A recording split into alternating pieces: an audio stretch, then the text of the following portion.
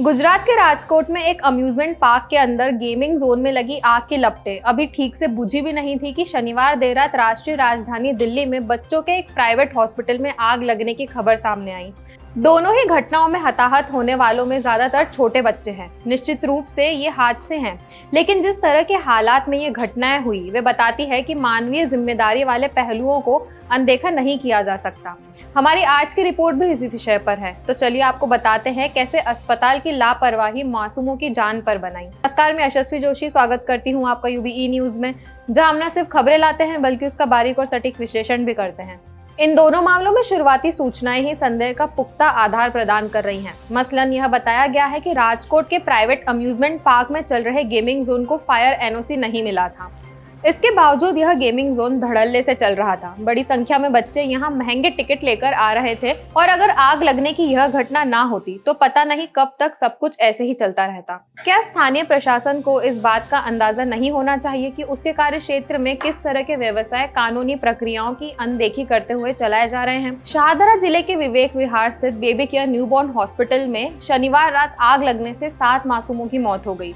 हादसे के समय अस्पताल में कुल 12 नवजात भर्ती थे। आग लगने पर पुलिस, दमकल विभाग, अस्पताल स्टाफ और पब्लिक ने किसी तरह अस्पताल की इमारत के पिछले हिस्से में मौजूद खिड़की के रास्ते सभी 12 बच्चों को निकालकर पूर्वी दिल्ली के एडवांस NSIU अस्पताल में भर्ती कराया, जहां 7 मासूमों को मृत घोषित कर दिया गया, जबकि 5 बच्चों का उपचार जारी है। इनमें एक नवजात की हालत बेहद ही नाजुक बनी हुई है। पड़ोसियों का दावा है कि अस्पताल के भूतल पर अवैध रूप से ऑक्सीजन के छोटे सिलेंडरों की रिफिलिंग की जा रही थी। यहीं से आग लगी, जो देखते ही देखते ऊपर अस्पताल तक पहुंच गई। देखते ही देखते आग ने अस्पताल के अलावा पड़ोस के 2 अन्य इमारतों को अपनी चपेट में ले लिया। आग से पड़ोसी की बुटीक, एक चश्मे की दुकान, एक बैंक का कुछ हिस्सा व पड़ोस की इमारत की पहली और दूसरी मंजिल भी जल गई। आग के दौरान अस्पताल के भूतल पर रखे ऑक्सीजन सिलेंडर एक एक कर फटने लगे। इसकी वजह से मौके पर अफरा तफरी और भगदड़ मच गई। कोई 1-2 परिवार नहीं, बल्कि नए मेहमान के आने की खुशियां किसी घर में 1 हफ्ते तो किसी के घर महीने तक भी नहीं रह पाई। विवेक विहार के बेबी केयर हॉस्पिटल की आग के बाद कई सवाल हैं। बिल्डिंग के ग्राउंड फ्लोर के नीचे आने और ऊपर जाने का एक ही रास्ता बना हुआ था।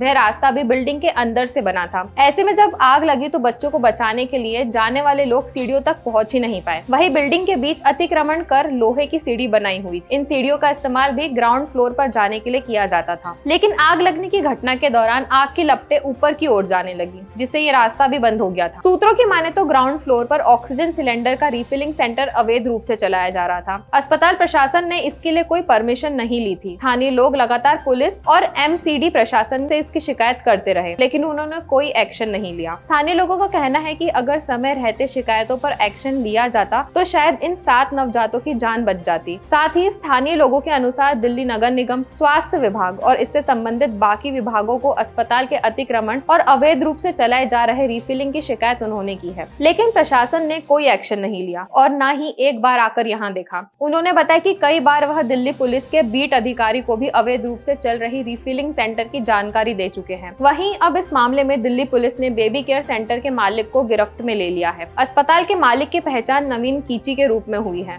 दिल्ली पुलिस ने उसके खिलाफ IPC की धारा 336 और 304A के तहत केस दर्ज किया है। घटना के बाद से नवीन फरार चल रहा था।